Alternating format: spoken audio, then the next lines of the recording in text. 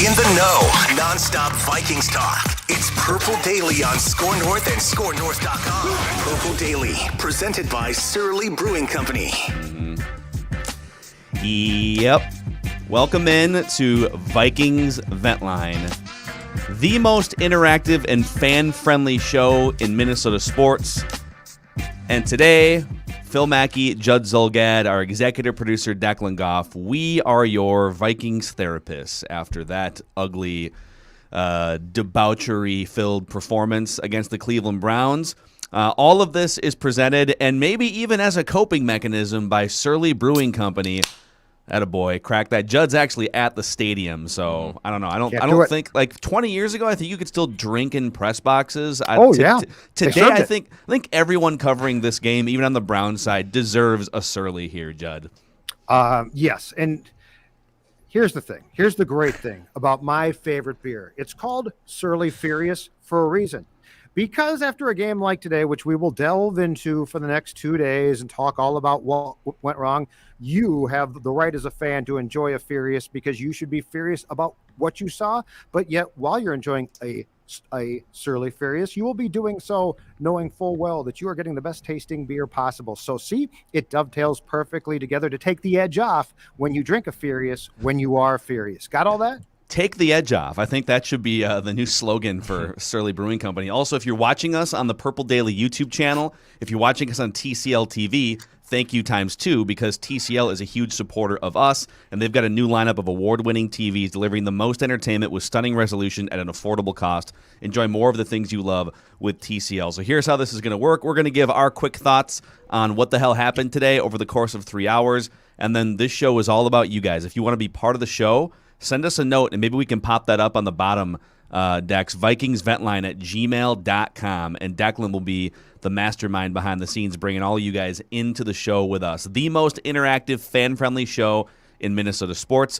Please click the like button and the subscribe button. It helps spread the word about the show. So, Judd, you're at the stadium right now. What was your summation of what you saw today?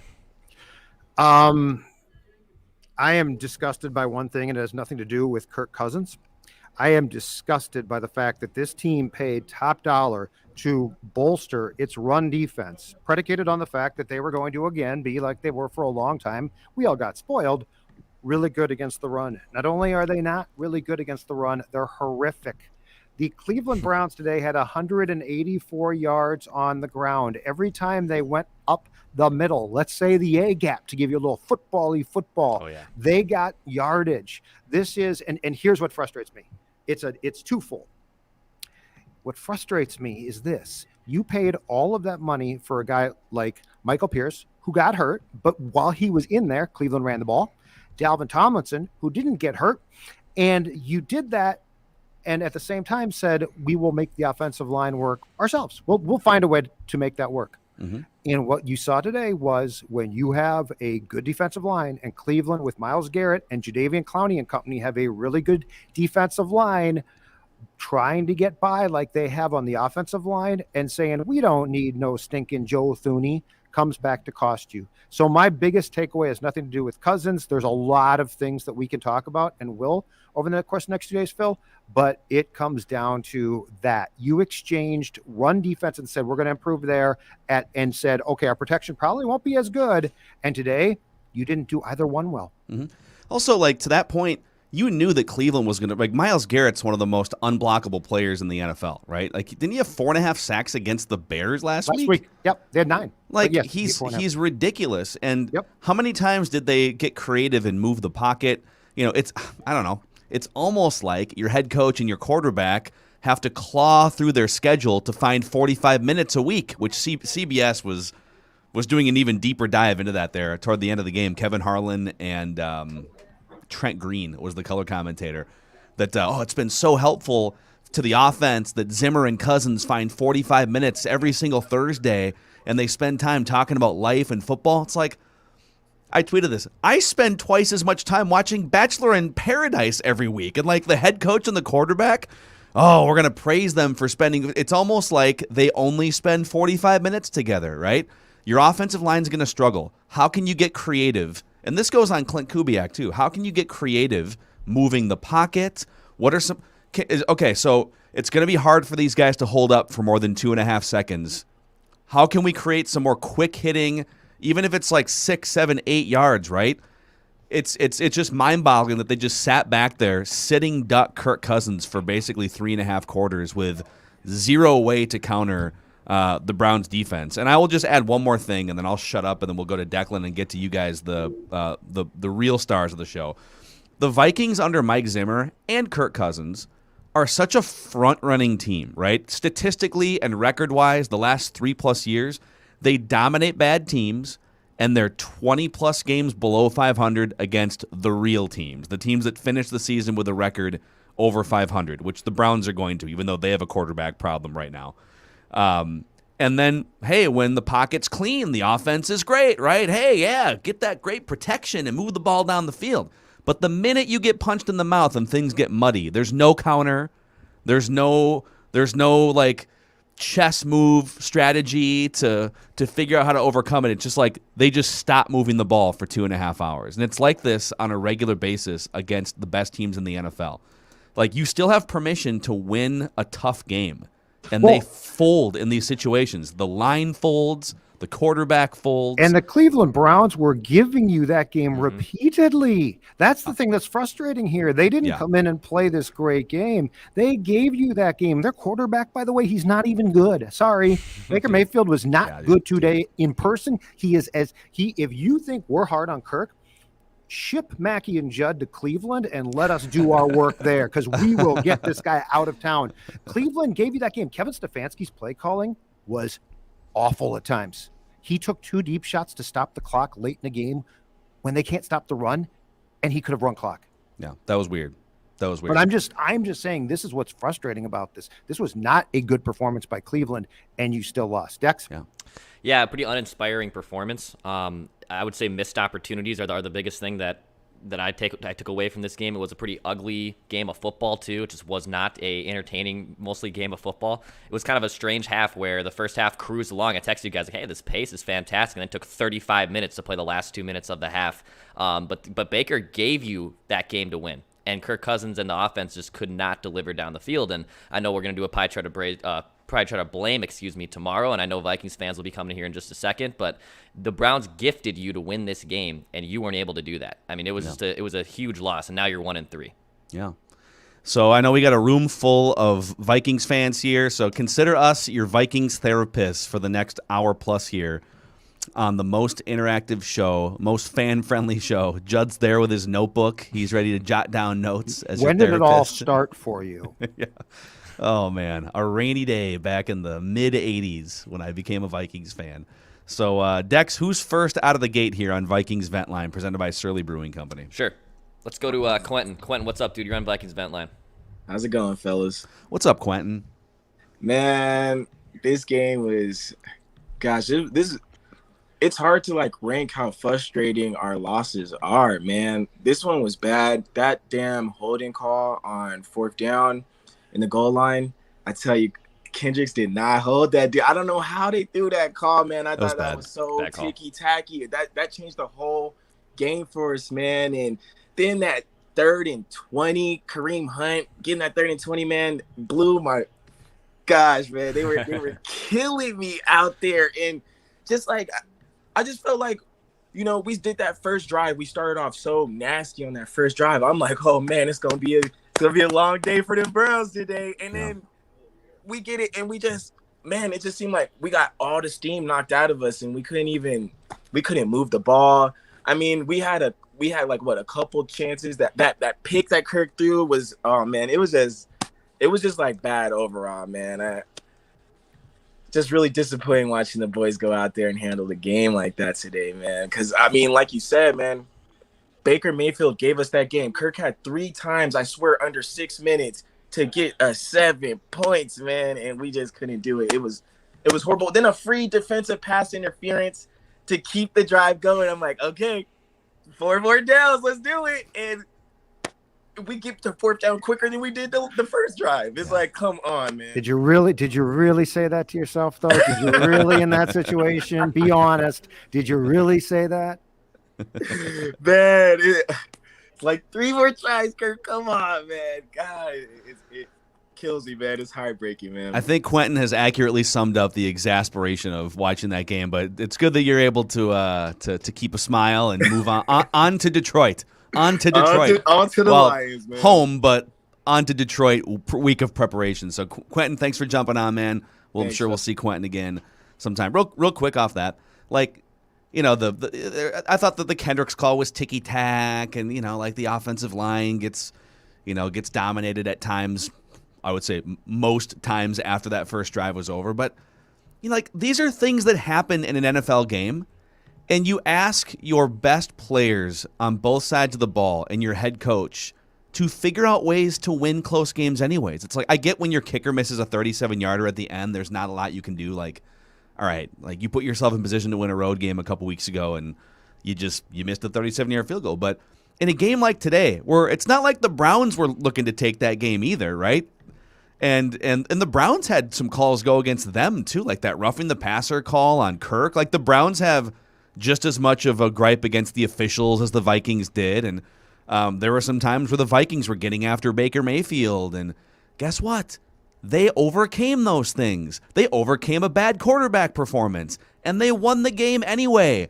And it's like, I feel like the Mike Zimmer era of Vikings football is just incapable of overcoming things, and Kirk is part of that. The offensive line is obviously part of it. There's other stakeholders that are involved in this, but it's like, for God's sakes, just overcome, man. Like, you can win a game like that. You have permission to win a game like that. This is a devastating loss because it's at home. It's the exact type of game that when a good opponent basically plays a bad game, and Cleveland played a lot of bad football today from the quarterback on down. Yeah. The defense is good, but this is the exact type of game that when you are presented this game on the road and you lose, it's like, well, probably should have won. That's a tough, but it's a road game.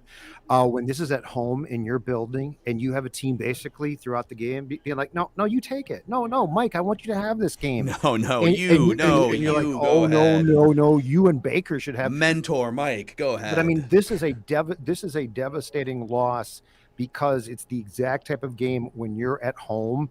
It would have been ugly. You know what? If they had gone down and scored late and tied the game up and forced OT, if they had done those things, we would have gotten on the show and said it was ugly, but you know what? They won the game. They're 2-2 now. And think about that. You got Detroit coming in next week, which you will win because Dan Campbell's a buffoon. So you had that opportunity, and instead you fall to 1-3 by giving a game to a team that's gifting the game to you. This is Christmas Day and being like, I don't want your presents. Dude. What are you doing? When Baker misses OBJ on that inexplicable play call, right? Just run the ball in that situation. Although I guess technically it was a good play call because he was wide open. So, and then Baker misses him. And then they showed a shot of Baker and OBJ sitting next to each other on the bench awkwardly, and Baker was trying to explain, and OBJ was just looking straight ahead like, screw you, dude. Move away, I'll cut you. They tried to give the Vikings like 6 chances to win that game, and the Vikings are just incapable of taking it. Can I also say, I don't know if it was play design or if it was just a Kirk brain malfunction, but the second to last play of the game, all right, you're at what were they at, like the 32 yard line or something? Yeah. And then they threw an incomplete pass on one, and then on the second down play with 8 seconds to go. Yeah. So you basically have 2 shots at the end zone. And they throw a check down to Tyler Conklin? Yeah. What are you doing? Throw the ball into the end zone. Like, how is that play helping you at all? Okay, literally throw an interception on that play. But this is the telltale thing, and I think it extends beyond Kirk. I think it goes to the play callers too. Think about it. Tell him, hey, 2 shots at the end zone. 2 shots at the end zone. I just told the first caller or viewer on this show said, I thought they had a fresh set of downs, and I said, did you really? When's the last time you've seen that drive work out well for this team? Well, it worked out well the first 2 weeks, if not for a fumble and a missed field goal. Well, but I'm just saying, I mean, they've actually looked a little different in those situations. I'm just saying, but those drives weren't culminated, and this drive again wasn't culminated. It's always something, is what you're saying. Yes, the faith that I have in that drive is so low, and it goes beyond Kirk. But yeah, it's the check down, and now we're going to take a shot. It's maddening to watch. The check down is symptomatic of it's a Kirk brain malfunction, but it's also a coaching malfunction. Correct. Yes. And it's one of like, and I don't want people to misinterpret here. Like, am I blaming the whole game on that second? I think sometimes people misinterpret like, well, you're blaming this. No, our pie chart of blame tomorrow could be 53 pieces of pie. Like, there's so many things to blame for this game. But when you're looking at, okay, what are the little signs that you need to see for a well-functioning team in a crucial situation with under a minute to go? And the option even of throwing a check down on that should be non-existent. And whether it's Clint Kubiak or Mike Zimmer or Kirk Cousins, like, someone needs to make it clear, hey, there's 8 seconds left, just like that Favre San Francisco game from, 2009, right? It was pretty much the same type of deal, except the Vikings were down by 5, I think, in that game, so the touchdown won the game. You get 2 cracks at the end zone here, all right? Like a well-oiled, honed, great communication team with a quarterback also that's thinking about, like, game theory in that spot. A check down is not even... Like, I don't even, like, the only reason why you run that route is to, like, pull a defender or two up from the real routes that are running in the end zone, right?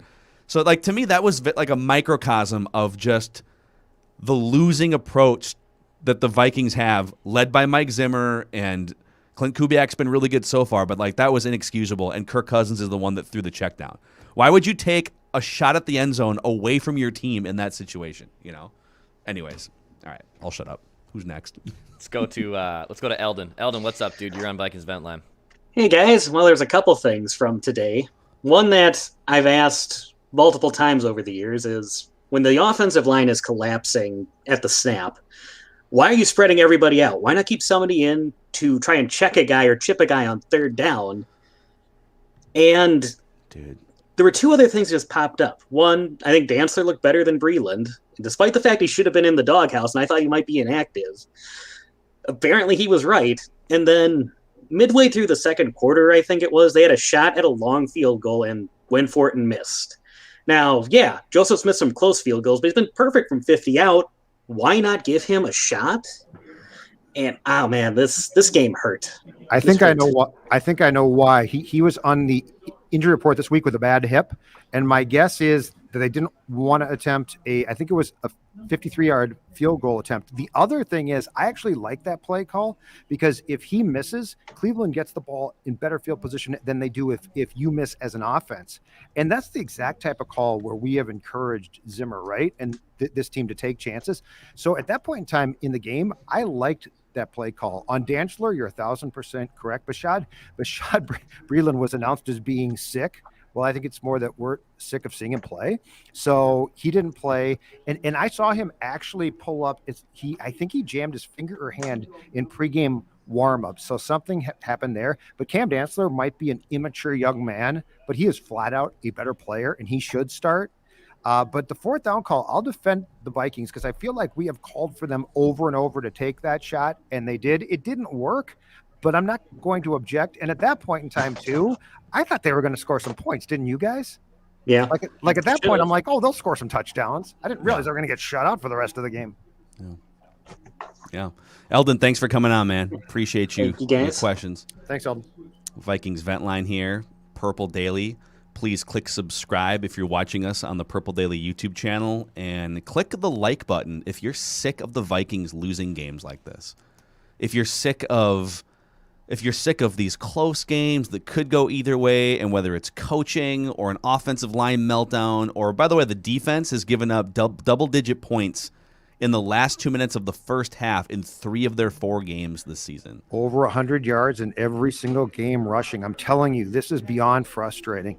And the defense overall, overall, the defense, if you would have told me, hey, they're going to hold the Browns to 14 points in this game, you would have 100% taken that. And they shut out the Seahawks in the second half. So they haven't been a disaster the last couple games. But, yeah, they got to clean that up. Well, it might be too late now. But it's not too much for me to stay on the theme that we've been on for a couple of years now, which is spend some of that free agent dough that's going to Dalvin Tomlinson on an offensive lineman, a veteran who's going to help you.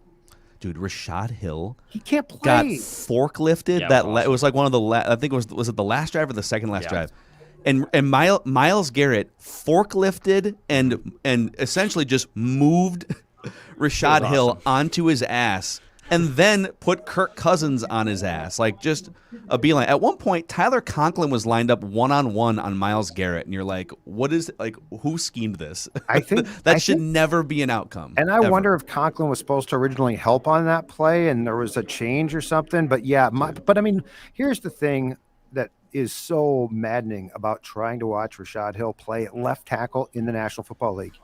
He doesn't deserve this. He's a backup. Like, we've talked about this since training camp. He is a backup. He didn't ask for this starting left tackle. Give me a break. They need to get, I mean, good or bad, they're at some point here now that he was active for today's game. And I think he got it on special teams. So congratulations, Declan Goff. Mm-hmm. But Christian Darrisaw, you're going to need to get him playing at some point. Like, this Rashad Hill thing is not a 10-week thing. It's not doable. Yeah, I think Chancey and Fargo is up next here. What's up, Chancey? Gentlemen, I'm here. Location this week. Fixing a leaky window in my kitchen. Started leaking some water. So is your window's name Rashad Hill? I was gonna say I wanted to give this advice to Rick Spielman. See, this window just started leaking a few weeks ago, so now I'm changing it and fixing it. I didn't wait 5 years. I didn't just throw up some scrap wood and just say, well, maybe that'll work. And yeah, you got to fix it when it leaks. And I put the loss on the offensive line. They were getting it, and it wasn't just the pass blocking. They didn't run the ball well today either. Mm-hmm. Madison looked good yesterday. Cook, few little runs, but they didn't move it either on the ground or in the air. So that's an offensive line loss. I will say, when you're on defense, you have to react to what the other team's doing. So it's hard to strategize. You're more, okay, they like to run the ball. We're going to have to stop the run. If you say, what's the strength of the Vikings? I think it's their wideouts, Osborne, Thielen, and Jefferson. And we need to play more to the strengths. They need to throw the ball deep earlier in games. They need to stretch it. I know the line doesn't block, but even on a couple of those passes where Kirk drops back and he just does that little quick floater flick down the sideline for 30 yards, you don't need much time for that. Yes. You got to play your strengths. That's their strength right now, so I'd be playing to it. And last thing, I have a question for you guys. So I'll be at the game next week. If the Vikings lose to the Lions, is Zimmer in trouble? It'd be 1-4, giving a winless team their first win on your home field. The season's essentially over at that point, I would say. Is Zimmer in trouble if they lose next week at home to the Lions? Thanks. Judd. If you lose at home next week to the Lions and then you lose to Carolina and you have the bye week, I think that's the only way that the answer is yes. Yeah, so, I think he gets at least two more. If you are one, so that would be potentially. Now, I do not think, to be very clear here, I don't think that they're going to lose to Man Campbell in Detroit. But if they do, they're 1-4. If they then go to Carolina, which is a formidable opponent on the road, and lose that game, you're 1-5 at the bye. Yeah, I could see that then. I could. But you know what, guys? Today has as much to do, in my opinion, with the GM as the coach. Like, it's their combined decision making to go out and sign Tomlinson and Pierce. It's their combined decision making to be like, well, we can get by with Rashad Hill. Now, I know that Darrisaw got hurt, but keep in mind, he had surgery after the season, so you knew that there was something wrong, and then you knew in June it was aggravated. And there were options to go out there and at least explore, and as far as I can tell, they did not. So I'm not going to allow, from what we saw today, Spielman completely off the hook, because there are definitely personnel decisions that are not working, and that's partially for sure on Mike, but that's not all on Mike Zimmer. Judd, I want to get your thoughts on this Mike Zimmer quote here from just down the way from where you're sitting. Judd's at US Bank Stadium right now here, live on Ventline. So he was asked about the Vikings' run defense, and Zimmer said, quote, "I'm not discouraged one bit about the lack of stopping the run." And the follow-up question was, why not? And he said, quote, "You guys worry so much about stats and not how things look and how they are." End quote. Oh, no, he didn't say that. Yeah, no, unless you think Chad Graff, credible reporter from The Athletic, is posting fake quotes from Mike Zimmer on the internet, which he is not. I will not. Chad is an amazing reporter. So he's doing his best in the new kind, cuddly Zim life that he now leads to not get upset. I mean, here's another. No, there's no way. Courtney has another excerpt from it. Courtney Cronin. Okay. She said, so I'm not discouraged at the lack of stopping the run. Why is that? Quote, my experience. Zimmer says he told the team he knows good teams from bad teams, was disgusted by the hunt run on 3rd and 20, but saw a lot of good things with his run defense. So he's saying, hey, I know what I'm looking at here. These guys are going to be fine. But the problem is, like, so here, let me put myself in Mike Zimmer's shoes for a second. I think if I could translate, he's saying, and here's another quote from Star Tribune. It might not look like it right now because we're 1-3, but even like Stefanski said to me before the game, you guys have a good team. So I get what he's doing here. Like, part of this is job preservation too. Like, hey, this is not as bad as it looks, and quite frankly, it's not as bad as it looks. Like, they're 1-3 and they have a positive point differential because they were so close against all 3 teams that they lost to. Right. They're not as bad as some of the other 1-3 teams. But at the end of the day, body of work, Mike Zimmer's 20 games under 500 against winning opponents. The Vikings are 1-3. However it shakes out, it's like this is a do something season, and you don't get 2 months for your defense to click. I'm sorry. I'm confused for a second here, though. So is Zim still paid by the team, or is there a outlet in this town that now pays his salary? Because that type of Pollyanna crap ain't going to fly with me. Here's the problem. Okay, they've had some tough losses. I agree with that. Do I think that they're a bad team? Absolutely not. But Mike's job as a coach, and partially our job, is to delve into the minutia of why you have lost 3 games. And today, a huge part was Cleveland's ability to run more plays and possess the football because your run defense was giving up far too many yards. Yeah. No, I'm not going to subscribe. I mean, that sounds like it's a caller into certain talk shows in this town to say that, because I know what he's saying, and I think you're right. I think he's trying to preserve his job. But the reality is his job is to be concerned about the details. So today, the perfect question here. I'll ask you this. Today, did the Vikings do a good job with the details? No. They did a terrible job. Also, the Browns did a lot of things wrong, but the Browns got absolutely rolled over on defense on that first Vikings touchdown drive. Basically, the scripted Vikings touchdown drive, right? Those were like, we plan all week, we can script out what we want the first 10 plays, and then once it becomes sort of an improvisational chess match, the Vikings offense couldn't do anything. And Cleveland responded. They found ways to get pressure. They actually got 22 pressures, 16 pressures when they were just rushing 4. But they also found creative ways to sneak in extra guys and blitz and whatnot. And so, I'll go back to this quote. Here's another variation of, there's a lot of things coming out right now. Matthew Collar from Purple Insider says, Mike Zimmer said, quote, I firmly believe this is a good football team. This is a good football team that melts down in key situations. And that's kind of the story of both Mike Zimmer and Kirk Cousins' careers. Who's Mike Zimmer's best friend in coaching? Bill Parcells. Do you think Bill Parcells put up with this crap for 1 second? Do you think Bill Parcells, the originator of your record, is what your record is? Like, literally, let's not. You know what? I love Justin Jefferson, too. If I were a fan, I'd go buy a jersey tomorrow.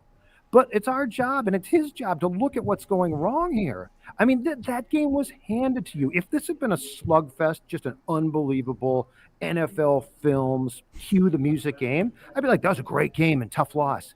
But it wasn't. It was a game that you were given and you refused to take. And now I'm with you, Phil. This is totally job preservation right now. And he's trying to fool the Wilfs into thinking, oh, okay, it's still a good team, right? It's still a good team. But my God, between that quote and the quotes that I sent you guys from Jim Pollard about the Twins today, my head's literally about to pop off my head. I mean, my God, that's a lot ladies, more. But I mean, no, I get that, but I mean, come on, you really expect me to? You expect us to buy that? I do buy that. I know what he's saying. Like, this is a. I'm not going to say it's a great team, but this is a good team that's better than like a 1-3 start. Yeah. But when you melt down in key situations, it's not always bad luck. It's not always the officials screwing you. Like, your kicker hasn't kicked in a professional football game in 3 years. He lines up for a game-winning field goal, the pulse is probably racing a little bit more than it would be when Justin Tucker lines up for a game-winning field goal, or even Kai Forbath, who was in the league for like 10 years, right? It's not always bad luck. The kicker missed a 37-year field goal. Well, yeah, but it was your decision as a front office to put a guy in there who's never kicked in 3 years. And you set up for a field goal. Like, you did not try and score a touchdown. Yep. And in the case of today, it's like, well, I mean, you decided that this was going to be your offensive line. Yeah, Christian Darrisaw ideally would be in there, but he's also like, he would have been a rookie in his 4th game playing against Myles Garrett today too. Correct. It's not like we would have been sitting here, all right, yeah, who knows if it would have played out differently. Maybe he does a better job than Rashad Hill did today. But anyways, who's next on Vikings Vent Line here? We're worked up, and this is a therapy session. Let's see what our Vikings fans have to say. Let's go to our guy Kip. Kip, what's up, brother? Hey, Kip. What's going on? So I do want to make a third quote there, Phil. Matthew Collar did also do a quote and said that it is a good football team. We only gave up 1 touchdown today. Overall. I mean, his point about the defense, though, like the defense did its job today, and the defense did its job in the second half against the Seahawks. Situationally, the defense melted down at the end of the first half. And situationally, the defense couldn't stop the run in certain spots. So I get what he's saying, but like, at what point do you call a spade and say, yeah, my team just doesn't rise up against the winningest teams, and my team doesn't rise up in the key situations late in games and late in halves? Like, that's the reality. Well, the other thing, too, is you went out and spent, $50-60 million in free agency on the defense, and you went out and, and I didn't mind the Patrick Peterson signing. Rashad Breeland at the time looked good, but you could, it's free agency. And what do you have to show for it? Your offense is top 10, and you barely stocked anything in there, and you lost your best tight end to a freak injury in the preseason. And you want to throw everything at Kirk, and he had, and you went out and drafted 2 rookies on the offensive line and said, you're putting, just like Chauncey, you're putting duct tape on the roof there and hoping that it doesn't leak. Good for you guys. And you're 1-3, and I think the seats are getting warm and the excuses are running out, and he's saving face today. You only scored 1 touchdown, but your offense didn't do anything else, and you guys scored 30 points last week. It's the Kirk coaster, as Matthew Collar calls it during the week. You get 1 good game and then 2 bad games. So, yeah, it's true. It's true. And I'm waiting for Judd to fire up his fire everyone speech so I can get that touchdown for the write that down prediction. It might be. You know what? It's coming, Judd. It might be coming. I do have one suggestion. Instead of the pie chart of blame, you need to have a Surly rating game. 1 to 6 Surleys. How concerned are we about this team? 1 Surly is Judd just cracked open his first one on the Sunday. 6 Surleys is how we probably feel right about now after this game. The panic meter, you have Surly meter. We're going to throw that in there. I'm trying to get a sound effects for that one. Yep, there it is. There it is. Can popping, and then that sound effect. That's perfect, you guys. Actually, I think I can do that for you. All right, this is the Surly meter right here. Ready? Okay, there it is. Okay, yeah, it's about a 5.5 right now. Kip, thanks for coming on, dude. Appreciate your loyalty. We'll talk to him again. One thing on Kirk real quick here too. So I feel like he's one of the only quarterbacks in the league where when he plays really well, you have to bow down and lavishly bow down at the altar of Kirk. And then when he doesn't play well, it's always about the things around him that melted down. Like, he gets all of the upside of the praise, but then very little downside when it comes to say, oh, but it was the offensive line's fault, or, well, the defense gave up this over here, right? And I guarantee that's what's going to happen again this week with the current section. Of course, yeah, like the offensive line was not very good today, and the defense at times was not helpful late in the first half and whatnot. But were there some things like the second to last play of the game? Some of these pressures, by the way, I'd like to see them all parsed out. You can get rid of the ball quicker than 2.5 seconds if the game warrants it. There was also a play in the first half where KJ Osborne was breaking wide open down the field, and it would have been a touchdown, and Kirk didn't see him. Little things like that were like, that's a game-changing miss right there. Don't forget, too, what should have been, but was not the final drive against the Cardinals featured that check down to Abdullah, which we would have talked about for 3 weeks if that had indeed been the last drive. Here's the thing about what Mike is saying that's so insincere. Like it's so obvious that he's now changing his tune. Let me give you a Zimmer stat. This is a Zimmer stat Mikey loves, but he's not going to talk about it. But it's the reality of the defense and his offense today combined. Time of possession, okay? Because Cleveland could run the ball effectively, they possessed the ball for 35 minutes and 32 seconds to the Vikings 24-28. That was because they could run the ball. And you know what? That would have been more skewed if Stefanski hadn't lost his mind and completely blown a gasket and told Baker Mayfield. But there was a time when Mike would talk about that. We need to limit the team because time of possession is important. This is all about changing his life theory now because his team is 1-3 and there's definitely pressure there. Yeah. Who's next on Vikings Vet Line here, presented by Surly Brewing Company? Let's go to David. David, what's up, buddy? You're on Vikings David? Vet Line. Not much. How's it going, guys? Just sitting here with my Mango Supreme, Surly. Attaboy. Excellent choice. Yeah. There it is. Excellent choice. Love it. Love it. Well, I think we often have a problem trying to let people off with passes for one game or blaming someone for one game, as opposed to looking at it holistically. Yes. And really over the long run and how this machine that is the Vikings is performing over the course of a 16-game season.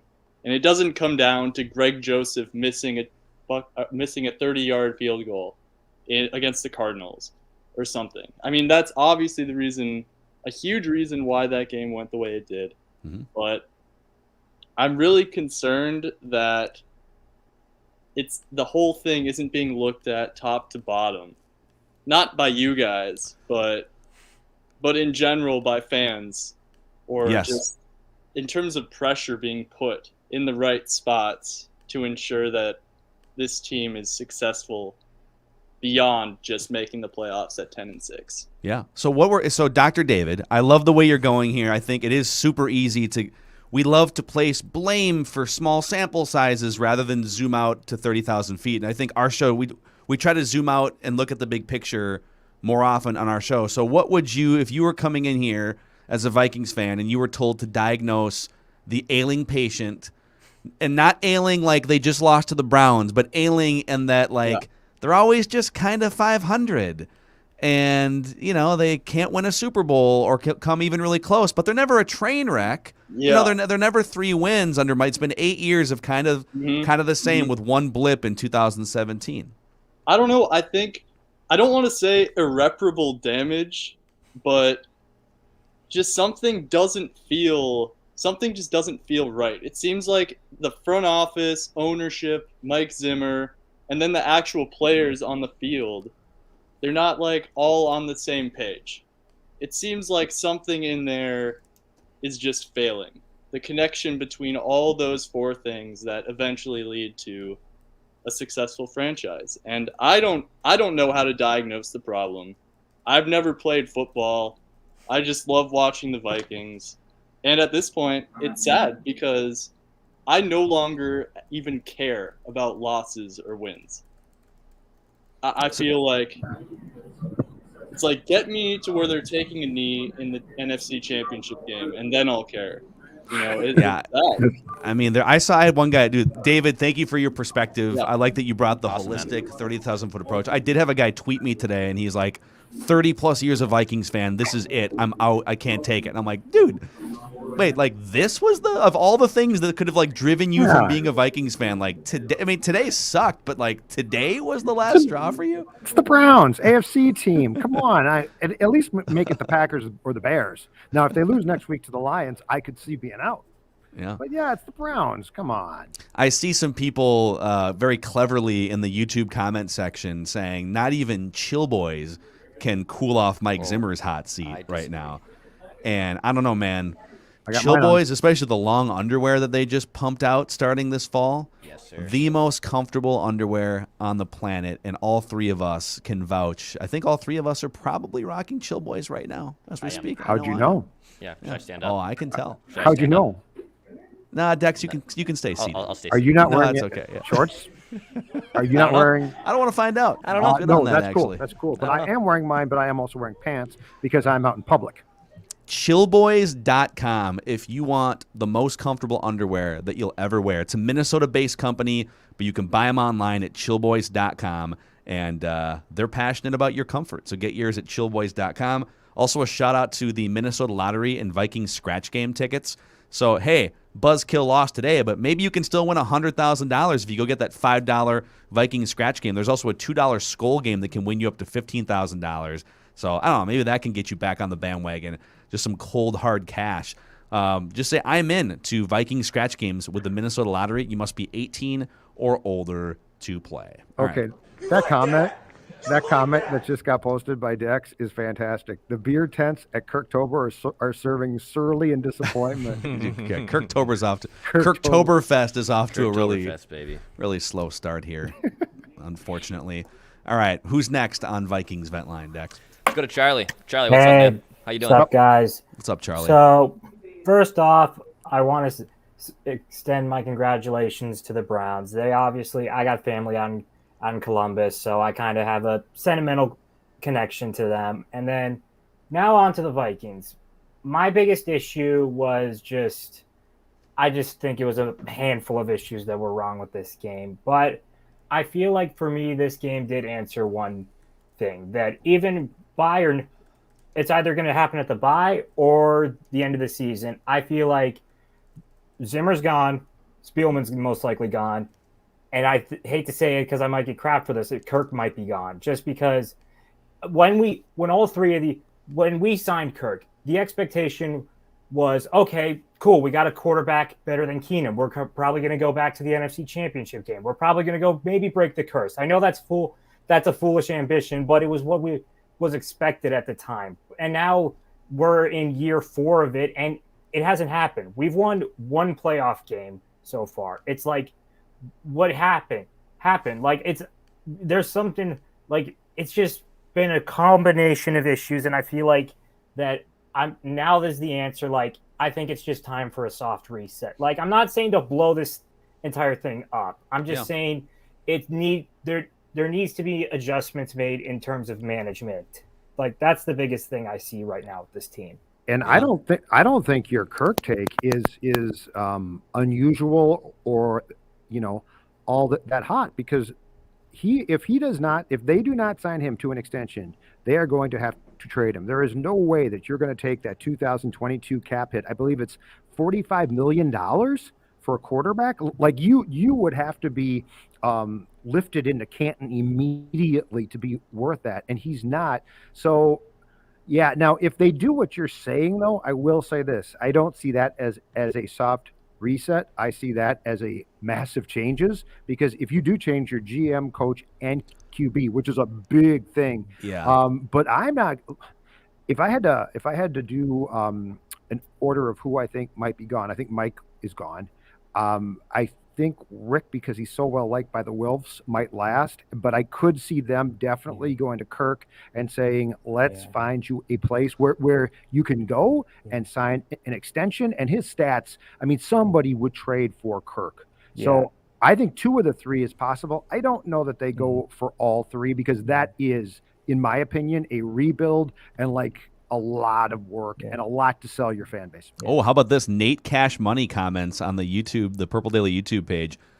I thought about this during the game too. How about Kirk to the Browns?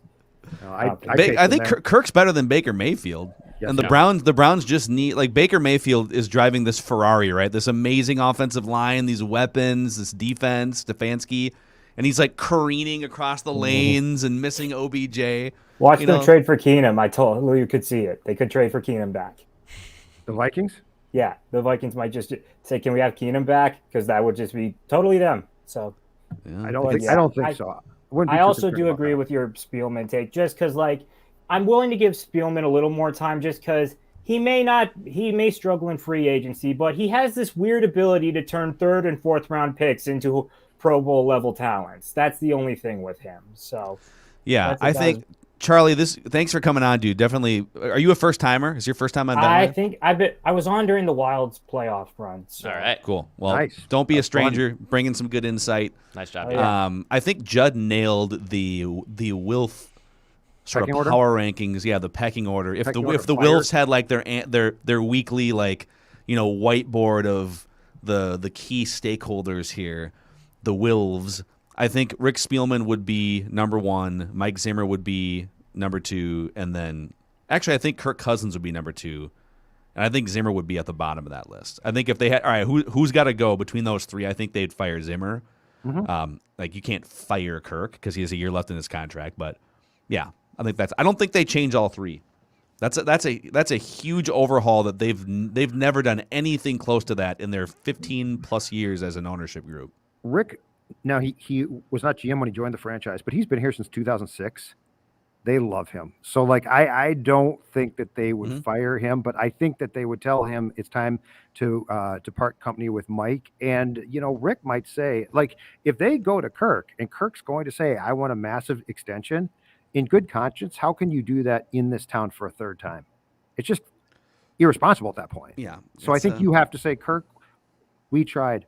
But so when we're talking about Mike's shelf life too, I really think, and this is complete hindsight now, but it's becoming crystal clear.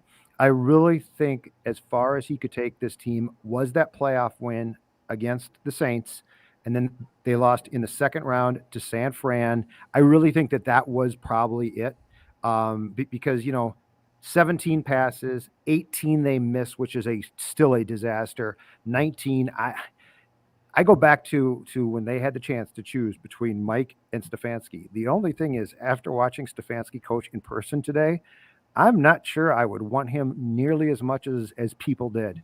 I was not impressed with a lot. I mean, his play calling today would drive you crazy, man. He also he got a little too aggressive, and I love being aggressive on 4th down, but he got a little aggressive on that 4th and 4 when they probably should have just taken the 3 points. But I don't think you can like overhaul your opinion of him based on one game in which, by the way, he was probably a little nervous, like he wants to show off in front of the franchise that he was with for 15 years. But explain this.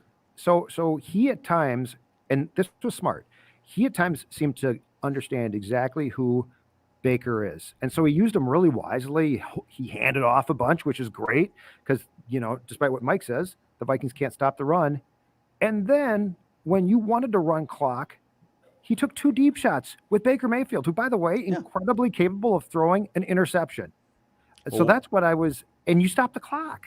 So it's like, what are you doing, Kevin? Yeah, but overall, like, he has brought the Browns to be relevant for the first. And people can say, well, yeah, they had all these high draft picks. They've had high draft picks for 20 years. I appreciate that. He's the first coach to come in and actually get them to be one of the best teams in the NFL. So I wouldn't crumple up your Stefanski opinion off one game. I'm just saying I asked for a lot and I didn't get it today. I'm done with both him and Baker. If you guys are hanging out with us during this Vikings therapy session on the Purple Daily YouTube channel, the most interactive, fan-friendly show in Minnesota sports, we just want the Vikings to win a Super Bowl before we die, and today's performance wasn't a step in that direction. But if you could click the subscribe button and the like button, if you are sick of the Vikings losing games like this against good teams and coming up short and being a general disappointment, click that like button. Show your support for this community of Vikings fans looking for therapy. 52 in 1 month, and I'm in big trouble.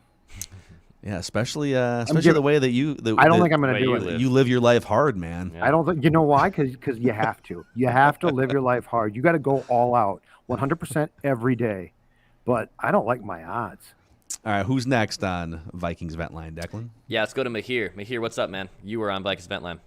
What's up, guys? Can you hear me okay? Yes, yeah, sir. we got you, man. What's happening? Perfect. Long-time listener, first-time caller. Welcome in. Love your guys' work. Thank you. So actually, I've only been in the U.S. since 2011, and that was the beginning of my NFL experience. So, dude, so wait. So you came to the U.S. 10 years ago, and you could have chosen one of any 32 teams, and you chose the one that's going to snap your heart in half every time. I still ask myself why I chose that. Especially since I lived in Wisconsin throughout my entire existence here. but closer to Minnesota. So that was, I guess, my first NFL experience was with the Vikings. So I stuck with them, and I'm a diehard fan now. Yeah, man. not Well, too late to welcome change. welcome to therapy. It's not too late to change. Much needed. Just a few points and questions here for you guys. So I guess the first glaring question for me, and this is just probably more like a 10,000 foot view type question, but when was the last time that we've seen both the offense and the defense show up together in one game? Boy.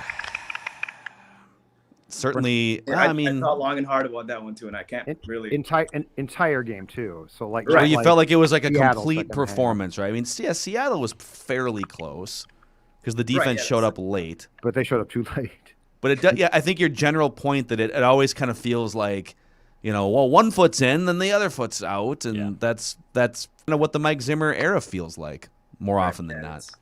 And that's again like with Zimmer. Just my question. His press conference and the points that he make. I mean, we're only a couple of plays away from being 3-0 and all that. That just screams mediocrity to me. It's just that's not a winning culture that you're setting for your team.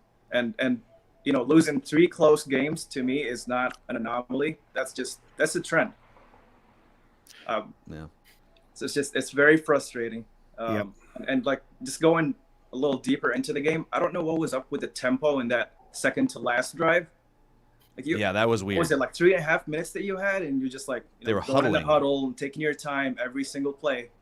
It was just frustrating to watch, and I already gave up on the game at that point. It kind of feels like. And by the way, thanks for joining for the first time. Mahir, we're here for you anytime you need us. Appreciate it. Thank you, guys. We are your Vikings therapists. It was like 2.5 minutes to go. They're huddling, and Trent Green on the CBS broadcast is like, "What are they doing?" Yeah, like I know that they're thinking like, "Oh, this is our last drive," but they had 3 timeouts and they got the ball back again. I get a little echo there. I don't know if it's Judd's. I think that was Judd. I think we're okay now. Okay, that was a Judd thing. Can you hear me still? There Yes, we sir. go. Yeah, We're we good. got you now. Yep. I just feel like when I see stuff like that happening, it's very obvious that Mike Zimmer is a defensive coordinator who moonlights a little bit as a head coach, right? When I watch the Ravens or when I watch some of the other top teams in the NFL or Bill Belichick, obviously over 20 years, those head coaches are a lot more meticulous about clock and game management and game theory toward the end. Zimmer feels like a bystander. It doesn't ever feel like Zimmer is driving. Like, I know that he's not going to be the offensive play caller because that's not what he'll ever be. But can he not be like the game theory play caller, so to speak? We're like, all right, guys, hey, so 4 minutes left here. Let's look at this thing. We could maybe get 2 possessions if the first one doesn't work out, but we got to go on the first one. And then on the second possession, hey, we got it to the 30-yard line. There's 12 seconds left or 14 seconds left. 2 shots at the end zone, maybe 3. Nothing underneath. No checkdowns, nothing. We're taking 3 shots at the end zone to maximize our chances. Like, where is he with that type of guidance? The answer is non-existent. It's a rhetorical question. And the offense also seems to get very thrown off, and this can occur at any point in the game. And Cleveland, to their credit, did a good job of this. The offense and Kirk and the entire system gets thrown off as soon as things go out of tempo. Like, they're fine if they're moving and if things are going well and there's a handoff to Dalvin, another run, for instance, a slant to KJ, and then a shot to Jefferson. But like today, as soon as the Browns started to get pressure, it's sort of like Kirk starts to see ghosts. The play calling sort of changes. And that again comes back to, if you want this to work, you need a really good offensive line that doesn't allow a lot of pressure. And when you're playing Myles Garrett and Jadeveon Clowney, you're going to get with this line a ton of pressure.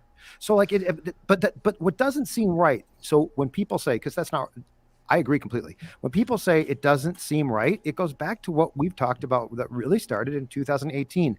The pieces of the puzzle don't really match. That doesn't mean that there's not some individual talent that's really good, but where are the pieces of the puzzle to match? Where is Mike needs a tough as nails, I don't give a bleep quarterback. That's what he needs. And the guy could be a star, or he could be it's why he loved Teddy, because Teddy brought people together and he was a people person. He was not a great QB, but he knew what Mike wanted. And so I think that's where things seem wrong is I don't think that they have when they reassembled the puzzle with Kirk after 2017, I don't think that they have ever since then reassembled it correctly.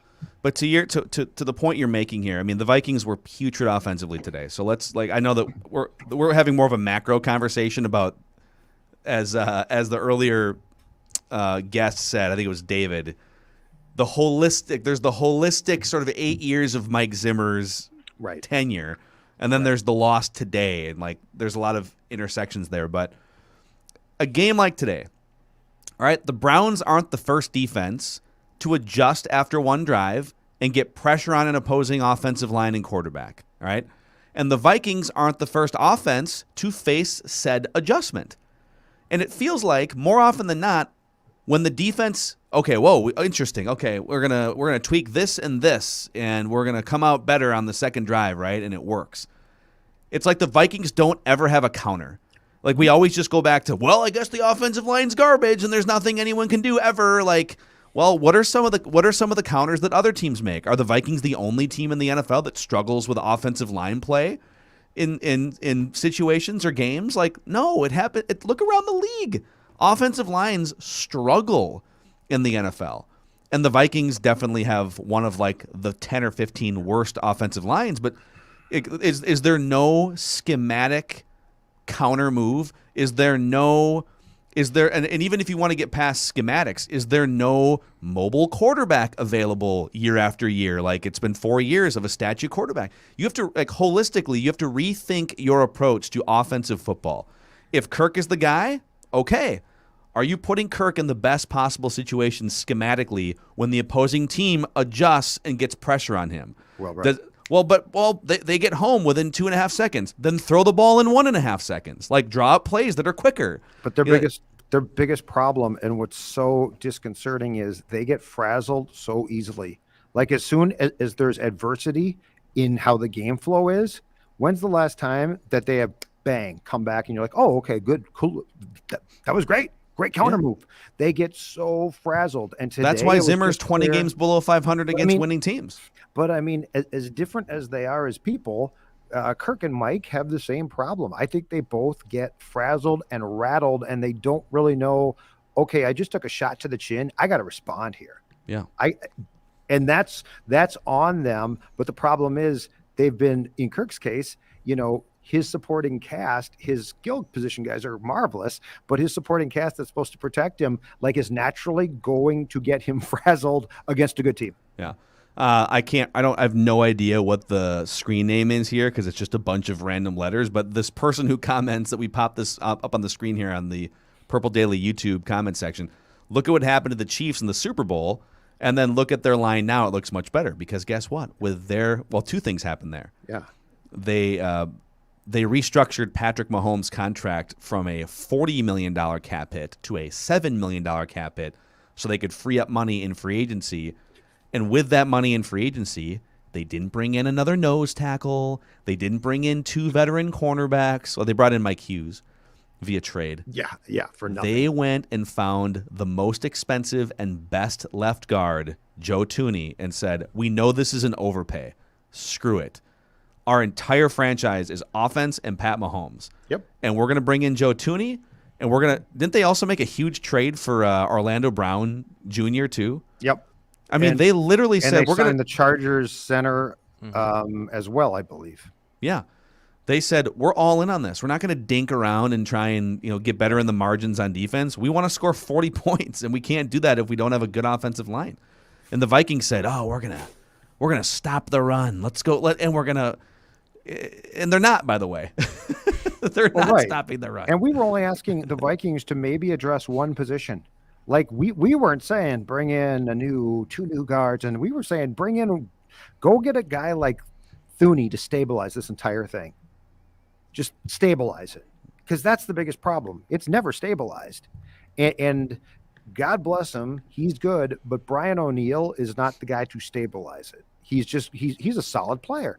But yeah, this is what drives you absolutely crazy. And this is where the blame definitely comes back on Rick too, because Rick's the GM of this team and he has plenty of power and plenty of say in, hey, Mike, you know what? I know we'll draft guys. Our run defense has to improve, but here's what we're going to do. Yeah. All right. Who's next on Vikings Vent Line here, presented by Surly Brewing Company next? Let's go to Bernard. Bernard, what's up, man? Hey, guys. Can you hear me Bernard. all right? Yes, sir. Yeah. All right. Yeah, so Phil, you just made a lot of points that I wanted to make. Sorry. Not what I meant, but yeah. What I want to say is, no one on offense gets a pass today, I think. It's a lot of, yes, Kirk didn't have a lot of time, but he also could have gotten rid of the ball quicker.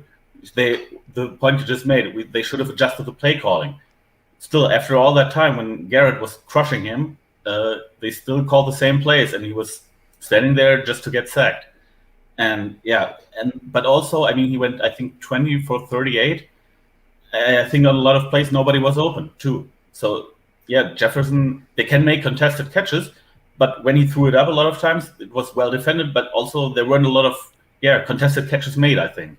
So no one really gets a pass on that front, I think. Mm-hmm. And the defense, yes, you're right. They did allow too many rushing yards, but in the end, I think during the week, Declan, I think you talked about bend not break, and that's exactly what they did today, I think. And yeah, so the defense did a great job, I think, today, but the offense just, Yeah. No, Bernard, you bring up a bunch of good points. We appreciate you being a loyal follower here on Purple Daily and Vent Line. Thanks for your commentary. Let's keep going here. We've probably cut open enough veins here ourselves. Who's next? Let's go to Jordan, who I think just picked up another beverage. Jordan, what's going on, dude? How are you? Hey, how's it going, guys? What's good, up, man? How are you? First of all, Mike Zimmer, he's got to go at some point, right? He's done, right? It's not looking good for old Zim. It is not looking good at all. And Baker Mayfield, I don't see it with that guy. He kept the Vikings in the game most of the game. He missed so many throws. He's not very good. Yeah, they got a decision there. I think they're basically deciding in the next 6 months if they want to pay him like $35 million a year. No, he missed so many throws today. It was impressive how many throws he missed. I loved it personally, but I mean, too bad they have Kirk Cousins as their quarterback and couldn't do anything with it. And I know you guys have talked about this a bunch, but Kirk isn't nearly good enough to overcome the deficiencies that his contract creates in the roster. He's just not at all. Yeah, it's hard, because you want the offensive line to be better, and you want the defense. I know they added a lot of pieces, but some of the pieces they added, Patrick Peterson was available on a 1-year deal for a reason. Yeah, he's old. He's not the same. Yeah. And watching Teddy right now, I would love to have him back here. Yep. Is he lighting it up right now? They got 7 starters. So with Zim. Yeah. He's playing well. He's playing well. Yeah. Teddy's been money. Yeah, I guess it's mock draft season. Start looking at the drafts. That's hopefully right. their draft this year is better than last year because it's looking pretty miserable. We've already started. Yeah. Lamar Jackson's looking pretty good too. He just hit a 50-yard touchdown pass to Marquise Brown. Oh, come on, man. Mike Hughes was a great pick. Okay, back off. Yeah, that's true. He's doing really good for Kansas City right now. He's helping us a lot. Shout out to that 6th rounder we got for him, right? Exactly. Well, Jordan, cheers to you, man. Thanks for coming on, Thanks, venting man. your frustrations. See you next time. Who's next? Yeah, let's go to Hafid. Hafid, what's up, man? You're on Vikings Vent Line. Hey, first time caller, long time listener. Awesome, man. I got a few things to say here. One of them being, Mike Zimmer is not even the problem. The problem is the coaching staff that he continues to contract out, especially offensively. The confidence for them to waste 3 minutes. It was like Kirk or somebody there knew we're just gonna score and win, go to overtime. The confidence. I was raging like a bull in my room. I'm like, we have a chance to go 3-and-out right here. Let's try to preserve some time. And absolutely. And my second point on defense, Mike Zimmer. My goodness, he said stats don't. What does that mean? If I go to school and I work hard and I keep failing my tests, I will fail that class, and I'm out. Mike Zimmer, somebody needs to talk to him because that's cliche. No, Hafid, you're too into the stats. You don't understand what you're seeing. Oh, I right? understand a 5-yard gain. 2 5-yard gains is a first down, Mike. 5-yard. I was so shocked that they were just lining up. We're gonna run. And by the way, Baker Mayfield is so bad. Do you know how many times his wide receivers were wide open? I'm watching on my screen, and I just see a wide open guy up the middle of the field. Yeah. We're not stopping the run, and we're not covering anybody. My God, Aaron Rodgers is licking his fingers when he catches the Vikings. If they play this way, because Aaron Jones is dominating running the ball with the Packers, and they pass the ball, we're going to get both sides of the medicine. And I believe if Mike makes it to the Packers game, he won't be allowed to leave the stadium with the Vikings hat because Aaron Rodgers will have his day. I promise you guys. I just want to say, Hafid, that's the call of the day That's so the far. call of the day. It might be the season. That was Bring awesome. the passion, dude. Man, First time, don't make it your last Brett time. Favre doing? We need to call Brett Favre at this point. I saw Brett was doing some media this morning. Someone nudged Brett Favre and woke him up down in Mississippi.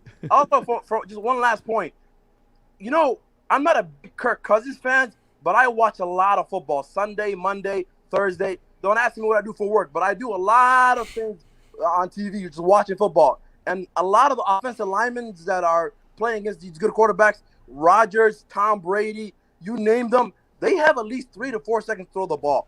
And any game that they feel any pressure, they stink it up too. They really do.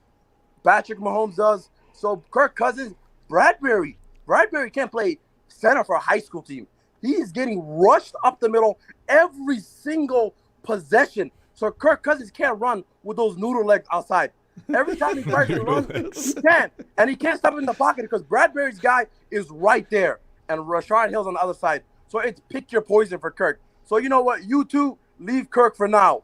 Let's get some linemen in here. By the way, Dalvin Cook got to go too. He's a great player. He's at a max potential right now. We are not going to be better than an 8-8 team with Dalvin Cook as our best player or our focal point. Trade him for a good center. Let's get this thing rolling. Let's give ourselves a chance, man. Hafid. Wow, dude. That's bringing the heat, There it man. is That right was there, awesome. man. All right, Hafid, definitely come back next week. Absolutely. Thank you, guys. All right, Yeah, see you, dude. loved I love Hafid. Like by the end, he just kicked Dalvin Cook off the team. Yeah, he just kicked Dalvin Cook off the team. I got to go back and watch the film, as Christian Ponder used to say. Dude, That way. actually, I want to say one thing about pressure, and I think it's going to be even worse when the numbers come out after, because the Vikings and Kirk, the entire offense was a disaster under pressure today. So, yes, to Hafid's point, pretty much every quarterback in the NFL gets worse when pressured. That's not the debate. The debate's not whether Kirk should be better under pressure than when he's got a clean pocket. It's relative to the rest of the league, how does your passing game react under pressure? And the Vikings passing game, the last 2 seasons, and Kirk Cousins leading this, and I'm looking at Pro Football Focus right now, he's one of the 3 best quarterbacks in the NFL with a clean pocket, PFF grade, and traditional passer rating, going back to the beginning of last season. So, like, no one's debating. When you give him a clean pocket like that first drive, he is a dart thrower. Like, he is... You know, he's going to sit back there with the best quarterbacks in the NFL, and he's going to pick a defense apart. But that's not how the NFL works all the time. You're not going to get the benefit when opposing teams have guys like Aaron Donald and Myles Garrett. Like, your offensive line needs to be better in those situations, but also there's going to be pressures. Things are going to happen. It's an NFL football game. You know, you're down by 7 points late. They know you're going to pass. They're going to probably do something to get pressure on you, right? So when he's pressured, he drops into the 20s in PFF grade and overall passer rating. It goes from like a 127 passer rating down to like 79 when pressured. The drop-off for the Vikings offense is much steeper when pressured compared to Matthew Stafford, Kyler Murray, even Teddy Bridgewater has actually been really good under pressure the last couple of years. Russell Wilson. Now, some of these guys are mobile, and that's why they're better under pressure. And some of them are just better under pressure. So they just get rid of the ball or whatever they need to do. So again, why wouldn't you have gotten this guy once you paid him the best damn offensive line you possibly could afford and say to yourself, I'd like to have a really good 3-tech, but I probably need a guard. I probably need a tackle. Center. That's what I'm saying. But this is where it doesn't make sense. Like you literally bought a puzzle and threw half of the damn thing in the garbage and then tried to assemble it. That's what I don't get. Like the stats you're going through, first of all, they're not new for Kirk. And second of all, you knew this. Like, I hope you watched every one of his starts in Washington. So it's not like he had some weird accident and it's like, oh, he became a different quarterback. But what? Sorry, go ahead. I'm just saying up. You knew what you were getting. And by the way, if you're going to be worked up at something, it should be Mike Zimmer trying to convince us that we're all morons and that stats and that we don't know what we're watching when his run defense looks this crappy. Yeah, that gets to me. I'm not real smart, but I'm not a complete moron. My wife too. It's definitely job preservation. Just like one last thing on this pressure thing, because I think we all come to it's like the biggest fight in Vikings fandom is when you come to the crossroads of the opposing team is getting pressure on the Vikings passing game. Myles Garrett is getting through, and the Browns have 22 pressures or whatever it is, right? And today was especially bad. But you get to this, and Kirk Cousins is ranked, 23rd in the NFL with, a passer rating below 80 when pressured. And there's one faction of fans that says, well, then find some players that can prevent him from being pressured, right? If you can prevent him from being pressured, then you won't have to worry about his crappy passer rating when he's being pressured. And then I sort of look at it and say, well, I mean, it's pretty unrealistic to expect in today's NFL to just never get pressured. And it's even harder to build that type of an offensive line when your quarterback makes 20% of the salary cap, right? Or 23% going into next year, whatever it's going to be. So ideally, you would have a quarterback that when things are melting down, doesn't just get dragged down with it, that he can do something about it. And to this point in Kirk's career, he's just not been great at doing something about it. So you're blaming Kirk. Well, no, I mean, really, it's the offensive line that's giving up the pressures. I'm just looking holistically and saying, what's the solution? But there's a couple solutions. Find a better offensive line, scheme it quicker so you can get rid of the ball quicker, or find a quarterback that's better against pressure. Let me ask you a question. All of you, Declan, Phil, viewers, love you, appreciate you. Hope you're drinking Surly right now. But here's my question. When's the last time the Vikings under Mike and Kirk then eventually overcame extreme adversity against a good team? So I don't mean Denver. They were crappy. I don't mean Seattle. I don't think they're good. When's the last time that you guys remember, when you were punched in the face in Philadelphia at the NFC title game, where you said, it's timed up. It's time to get tough, instead of, oh, this looks too tough for me. And you're saying the whole team. You can't say, well, what about Arizona? Well, no. The kicker missed. No, right? I'm saying I'm saying when's the last time that these guys looked real adversity against a really good team in the face and said, F it? They don't very often. The Saints in the playoffs. That's almost 3 years ago. 2 years ago. I mean, the one that stands out to me where it's it was going to be a big game and they delivered and they dominated against a good team was when Zim outcoached McVay in 2017. That Rams team was damn good. And that Vikings team was damn good. And you thought number one offense, number one defense, what's going to happen? And the Vikings dominated them. Great call. That's probably one I think the last one I can think of. I don't know if one's happened in the last 3 other seasons, though, since Kirk got here. Yeah, it doesn't, and it doesn't, and the record reflects it. They don't beat teams that finish the season with a winning record very often.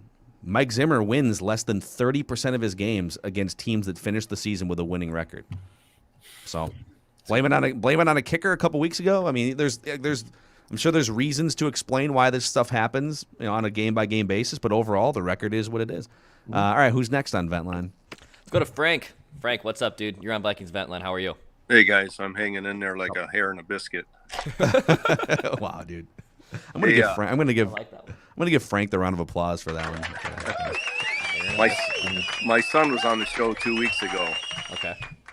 Frankie Marino Jr. was on 2 weeks ago. Yeah, I remember Frankie. Yeah. He needed your therapy, and now here you are. Now you got the family plan. Right, and I don't drink anymore, but I'm thinking about starting again. So.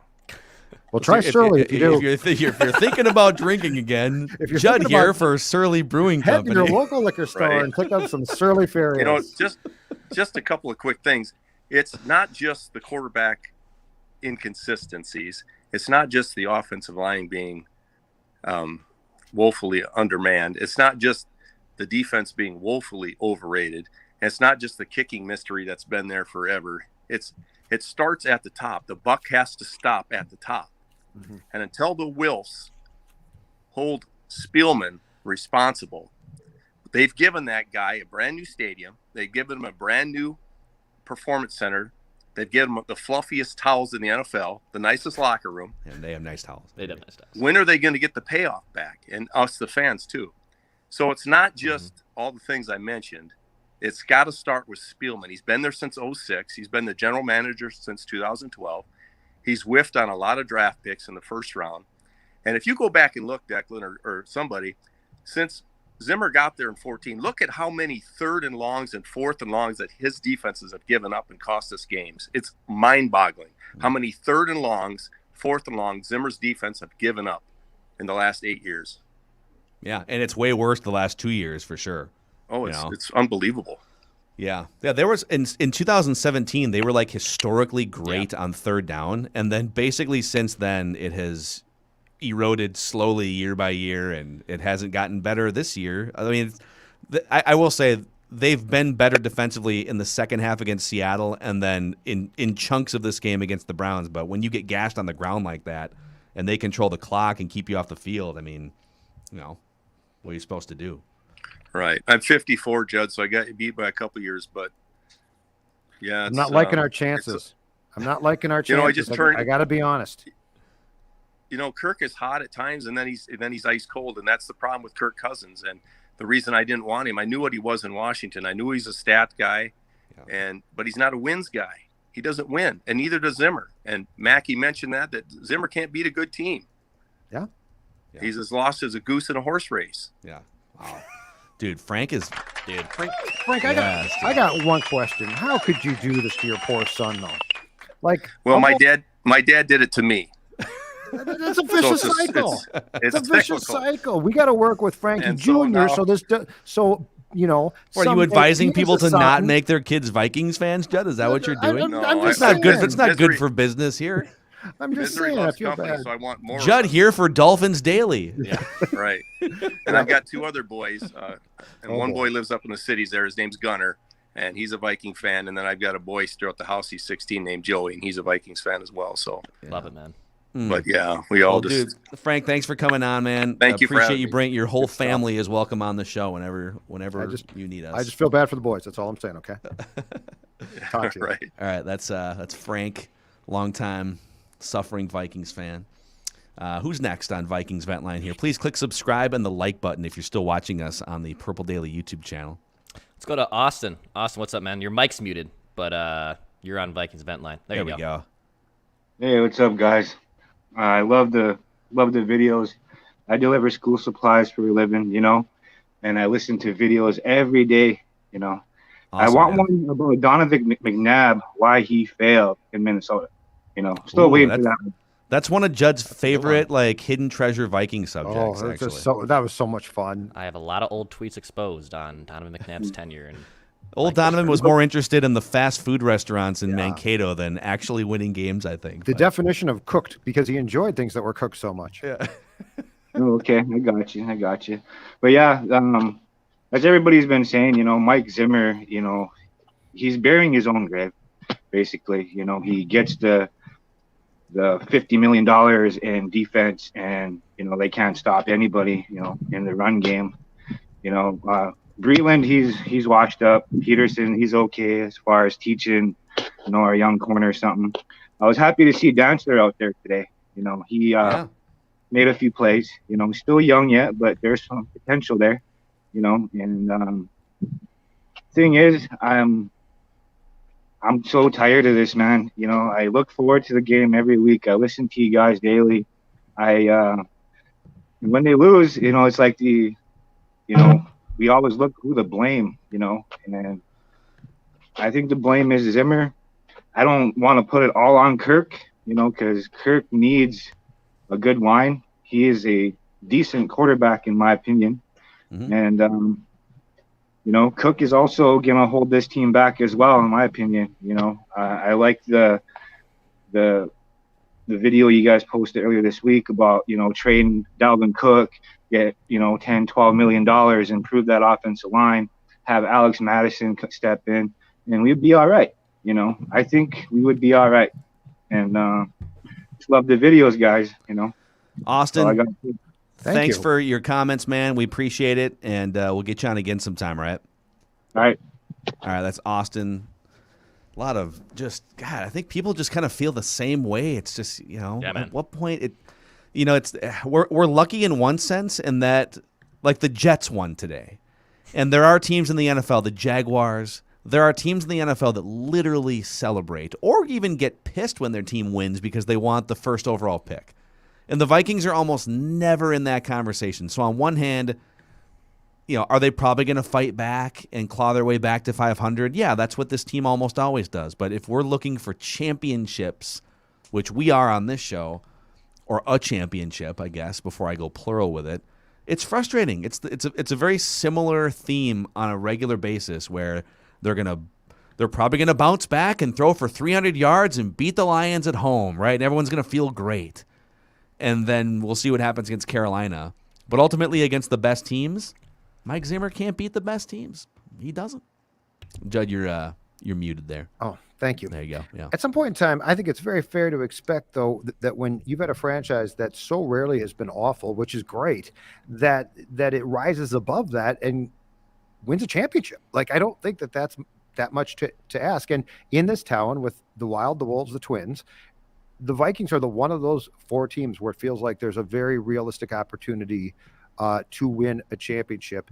And the person who said this, and they're exactly right. I'm sitting in a gorgeous new stadium right now. They have a gorgeous new facility in Egan for their practices. That's just unbelievable. I mean, everything about what this franchise tries to do screams winner. Excellence. And right? then, but I mean, and that's a credit to them. But then, like, we want the next step. And I don't think it's that much to ask. Look, I mean, would we, for a second, are we really celebrating the fact they're not the Lions or Jaguars? Because that's pretty pathetic. I'm right? not celebrating it. I'm just saying, But I'm saying for all of the people that glom on to, well, they're not a terrible team. Is that really how you want to live your life as a fan? Well, they're not a terrible team, so it's not that bad. Look at the terrible teams. There is no reason why this team can't pop up and win a championship. There really isn't. I know that there seems to be a rule against it, but I checked. There's nothing on the books that says the Vikings can't win a Super Bowl. Yeah. And you know what? To your other point there, don't let people tell you that you're a bad fan if you criticize your favorite team. Mm-hmm. If you want your team to win a championship and you want your team to win at a high level, you can criticize the things that aren't going right and still be a great fan. You're a better fan because you're poking holes in things that need to be better. Mm-hmm. If you're just blindly, optimistically, hashtag faith, hoping every week, I don't think that. I'm not here to criticize any type of fan, but like don't criticize the fans that criticize the things that they want to be better with this team. There seems to be a weird push sometimes for, you're a bad fan if you're not just blindly loyal and optimistic. No, you're not. And this is a safe space for you if you want to vent and have a therapy session. All right, who's next on Vikings Vent Line? Let's go to Trevor. Trevor, what's up, man? You're on Vikings Vent Line. Gentlemen, what's up, Trevor? Really furious. Love Judd, you sold me on it. Delicious. There it is. Yeah, my favorite now. Part-time salesman too. Yeah. Couple comments about the game. I took a few notes too, but biggest thing here was the end of the first half really bothered me. The clock management of how we ended that first half. The Mir Abdullah stepping out of bounds on, I think, second down to make it 3rd and long. Like, where's the communication with the players of understanding that situation? Like that. To me, it comes down, sure, Mir Abdullah made the play, but it's like, where's the communication from the coaching staff of understanding situational clock management? Like that end of the first half, then we went down, I think it was 11-7 to go into the half. We had the game, like, where we wanted it. And we messed up the last 3 minutes, and that ended up really being a pivotal part to the game. And I think back to also the Cardinals game. when we got in field goal range with 35 seconds left, and we kind of just settled for the field goal, and unfortunately it didn't pan out. But why not understand the clock at that point and take a shot? You have the time to do it, and the play calling from last week to this week in situational football really bothered me today. Clint Kubiak called a great game last week, and then today it felt situationally he missed. It felt like, and it was frustrating to watch that, especially with like the high of last week coming to this week. We only score 7 points. Why? I'd love to unpack, Trevor. Thanks for coming on. I want to unpack the end of the first half thing real quick there. So they give up an extra point on the 2-point conversion because they put 12 men on the field, and it was they were either going to get called for 12 men on the field, or Sheldon Richardson. It was boneheaded move to call a timeout there. They didn't have one, but they were going to get penalized either way. So whatever it was, there was chaos on a freaking extra point, and that moves the ball inside the 2-yard line for a 2-point conversion. So that was a free point that they basically gave the Browns that mattered later. And then Amir Abdullah going out of bounds on that second down play guaranteed that there would be over a minute left for the Browns to go down and get a field goal attempt, right? So they basically gifted the Browns an opportunity at 4 extra points to go up by 4 points heading into the half. Yes. And so that was bad. And then the worst part is I think they tried to run. So the Browns were 3rd and 20 before, I think it was Kareem Hunt's run. And I think they tried to run a simple draw play to run out the half themselves. And that's where the Vikings get gashed. That's why it matters. That's why you can't say, I saw a lot of good things. That field goal is a direct result of one, a dumb play by your offensive player in Abdullah. And 2, the Browns were literally trying to kill the clock. And Hunt's like, oh, I guess I'll just cut the run outside here and go for 33 yards. Yeah. That's why you can't just say, oh, we only gave up 1 touchdown. You don't understand what you're watching. No, I understand exactly what I'm watching. And in both those cases, a dumb decision and a really irresponsible a play by the defense led to a field goal that never should have been attempted because they never should have been close. Yeah. All right, who's our next guest here on Vikings Vent Line, presented by Surly Brewing Company? Let's try, let's see if we got Levi. Levi, what's going on, man? You're on Vikings Vent Line. All right, I got a couple takes for you. By the way, I'm a first-time caller. Awesome, dude. Right. Thanks for coming My first one is that Kirk Cousins is above average, but still a clock-managing QB getting Mahomes' salary. I think that it's true. Throughout the whole game, he didn't get anywhere past, it seemed like, the 35-yard line, whether it was a kick or they scored. And he was going down the field, and he could never get past the 50. Or when he did, they didn't, they were on a 3rd and 10 or whatever, and they couldn't make a good call. I think that's what ruined the game for us. And with Zimmer's play calling, it just doesn't look like we could do anything out there. Zimmer did say if the defense isn't working well, the reason why Adam Zimmer wasn't calling plays is because it's easier for Zimmer to fire himself and give the play calling over to Adam. At what point do we demand Mike Zimmer fire himself as a defensive play caller and hand the duties over to his son? That's what I want to know. My other thing is our offense has good games and then our defense has good games, but why can't we have them at the same time? Yeah. That was brought up before. Yeah, we had a good defense this game, and we had I would say a poor defense last game. We fixed it in the second half, but we had a good offense last game. But why can't we do both those? I mean, can we do it against the Lions? I'd hope so. But that's the thing. Exactly right. Yeah. No, right. Levi, thanks for coming on, man. Those are it's the ultimate mystery question. Why doesn't it click more often across all phases? The Vikings also are showing continually now, and we could talk about, they've been close. Okay, I don't care. But the thing that they are showing is they can beat bad teams, and they're not a bad team themselves, but they are not on the echelon of the better teams that they're going to play, which of course is the only real goal.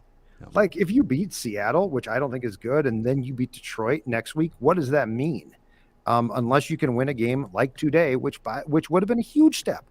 You're 2-2. You're feeling great. Oh my God! The whole narrative changes. And you could have walked out of here with a really ugly win, like really ugly. if you put together one drive. Yeah.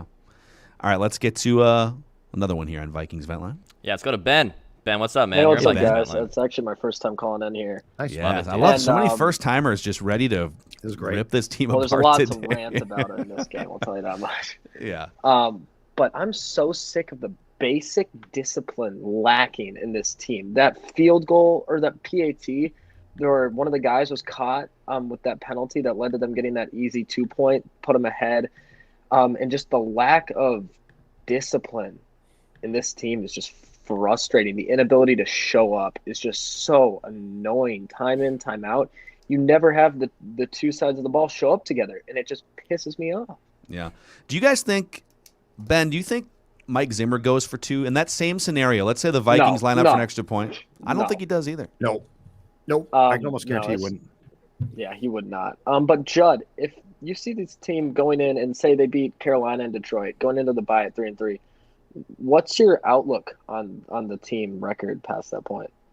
It's not real good because the schedule actually coming out of that is fairly tough. And I don't have a lot of faith right now. If this team can't win a game like today's at home, they aren't going to win it on the road, and they've got some tough road games. So I am discouraged. I'm discouraged because I really thought that there was a chance that they could have used the Seattle game as a building block. And, today was a perfect game to win. Ugly. I don't give a crap. But, I mean, today was a perfect game to come away saying, okay, it was far from perfect. There's a lot to work on. But we beat a good team because Cleveland, despite the quarterback, is a good team. But I just don't have a lot of hope coming out of the bye. If you look at the schedule, because it is fairly difficult, that we can count on this team to do what we're talking about, which is putting both sides of the ball and performances together. And I especially don't think that you can count on that when you are not in the stadium. If you can't win a game like this in your home stadium with the fans for the majority of this game, making a significant difference in the Browns operating on offense. Mm-hmm. Yeah, it's gonna be a tough season here, and the thing that's annoying, especially this happens every time with the Vikings, is I'm already hearing it on Vikings Twitter. Oh, but the Cleveland Browns are a Super Bowl contender, and we hung with them, so it's only 7 points. We're going to the Super Bowl. Hang the banner. Oh, we almost beat a team that may or may not be a contender. Hang the banner with a quarterback who I think sucks. God. Yeah, it was bad. Tell me about it. Ben, thanks for being a first-time guest here. Don't make it your last. Yeah, for sure, guys. Thanks for all the content. Awesome. Appreciate it, man. Yep, that's Ben. I think he wrapped it up here for us on Vikings Vent Line. Yeah, it's just it's kind of same old, man. It doesn't mean that the season's over. Like, they'll probably beat the Lions and they'll be 2-3, and then if they can win a tough game on the road against Carolina, back to 3-3. But it's like, beat the Browns at home. They're handing you the game in the second half. Beat the Browns at home. This, to me, was such an important game. It was such an important tempo setting. Put the first 2 defeats behind you as much as you possibly can. You're 2-2. You beat a good team. Yeah. You came out and played well. They gave you chances. Like that's the thing is, you were given chances. Take advantage, right? Yeah. Is that asking for too much? No. No, it should not be. Take advantage of your opportunities and win. Anyway. Yeah. Pie chart time. Yeah, pie chart of blame tomorrow. Pie chart time for me. I'm going home, doing the pie chart. Mm-hmm.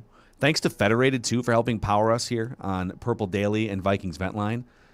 Federated Mutual Insurance Company. Actually, should we do 2 more here real quick? Yeah. All right, we got 2 more dudes just popped in here. So Federated has been helping people, business owners, for over 100 years. And you can find out about their risk management support and resources at federatedinsurance.com. Remember, at Federated, it's our business to protect yours. All right, let's go. Let's do a couple more here on Vikings Vent Line. Let's get our guy Darian. Darian, cleaning that grill. What's going on, man? Not much. What's going on, man? So I'm normally the positive guy. I was the positive guy, except I think I've hit the string where it's like between crazy and I don't know. But anywho, so positively, it's good to see Everson Griffin out there, isn't it? It's good to see him and Hunter just work together. It feels good. Bad side. Can anybody tell me who Ryan Tannehill threw to today? Anybody? No idea. No idea. Yeah, right? But put up 24 points. How is it that he could put up 24 points with no receivers, and we have Jefferson, Thielen, hell, even Westbrook was a beast in college. We got Osborne, and we only put up 7 points. How is this possible? I don't understand the Kirk apologists at this point. You can't apologize for this guy. Just well, I think people would say, well, look at the offensive line. What's he supposed to do? The offensive line was garbage for 3 hours. What is he supposed to do? The Jets won today, man. The Jets won today. They figured it out. It's true. I don't care about the offensive line. There's so many other quarterbacks that can find a way to overcome something. Why is it that we always are finding ourselves in this situation?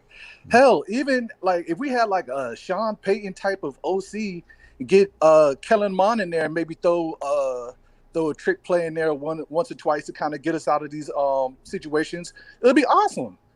Just know how to use everybody. Yeah. But it was we overcome Seattle finally, just to be hey, so that playbook we have for Seattle, we're just gonna throw it out the window. We're gonna go back to the original playbook because that's what works for us. Yeah. No, man, I think I'm tired. I'm tired. Yeah, no, your frustrations are definitely echoed by a lot of other people, man. And we appreciate you coming on. Definitely get you on again here in the next couple of weeks. All right. All right, no problem, man. All right. Take care. Let's keep rolling here on Vikings Vent Line. Sure. Let's go to Jake. Jake, what's up, man? You're on Vikings Vent Line.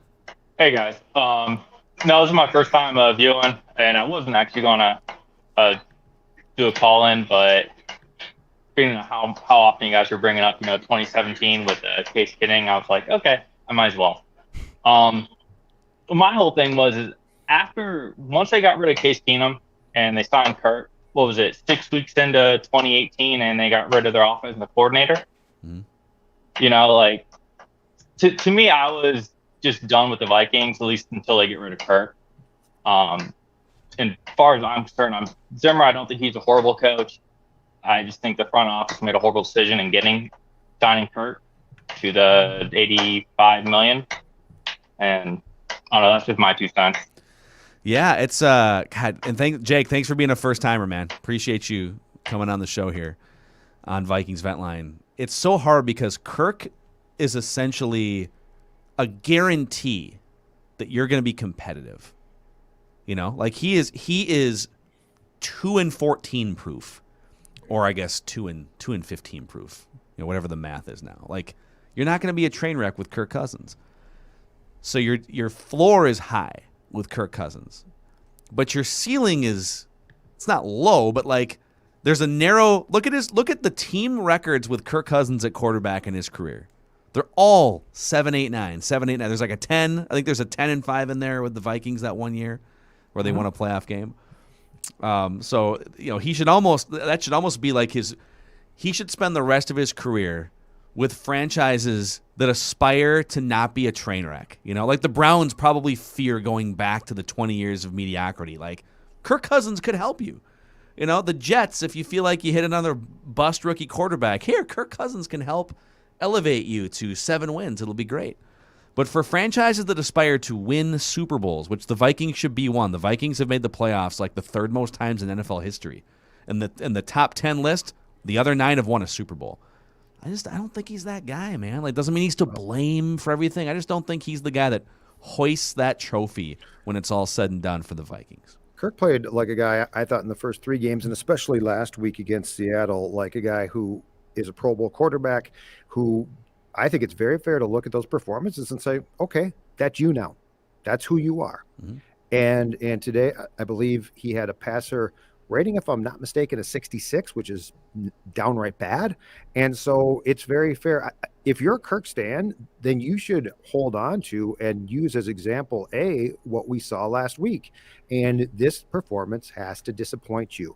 And it is the entire team as well. But he's your quarterback. And when you have pressure, you got to find a way to deliver the ball. But I'm disappointed as a whole because I expected more from this entire team. And we're clearly not seeing it. We're just not.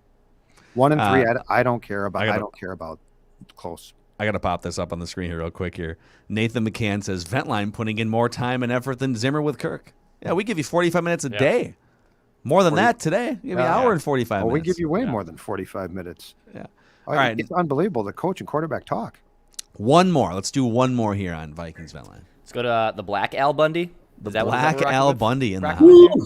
What's going on, guys? What's happening? First time caller. This is awesome today. It seems like 20 years, but I've been following the Vikings since 03, about the back end of the Culpepper days. So, you know, I just want to tell, I've heard a lot of bad things today. I just want to tell the fans, relax, you know. If you're a classic Vikings fan, this is nothing. 09, come on, guys. Y'all remember 09? I literally drunk myself into a stupor and cried in 09, okay?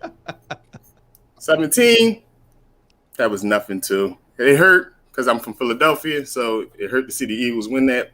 We would have had the first, you know, home Super Bowl. But, you know, it's just, as a Vikings fan, this is nothing, guys.